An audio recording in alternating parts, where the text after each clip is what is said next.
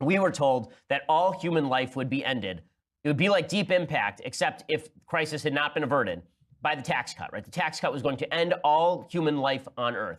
And that obviously has been happening. The latest evidence that millions will die because of the Trump tax cuts comes courtesy of Apple, run by Tim Cook, a lefty, who said that they would now pay a one-time tax of $38 billion on their overseas cash holdings and ramp up spending in the United States as they seek to emphasize their contributions to the American economy after years of taking criticism for outsourcing manufacturing to China. Why? Because we changed our tax policy. Right now, we've changed our tax policy. The corporate tax rates were dropped dramatically, which means that now Apple doesn't have to outsource, right? All of its costs just went down for doing business in the United States. They say they will invest $30 billion in capital spending in the U.S. over 5 years. That would create more than 20,000 jobs. The total includes a new campus, which initially is going to house technical support for customers. They're calling this Apple HQ2, and right now there's an open competition among cities around the United States to get the new Apple headquarters. It'll probably be in Austin, Texas. If anybody thinks it's going to come to L.A., that's on their final list is L.A., they'd be fools to put this headquarters in L.A. L.A. is, for lack of a better term, a bleep hole country.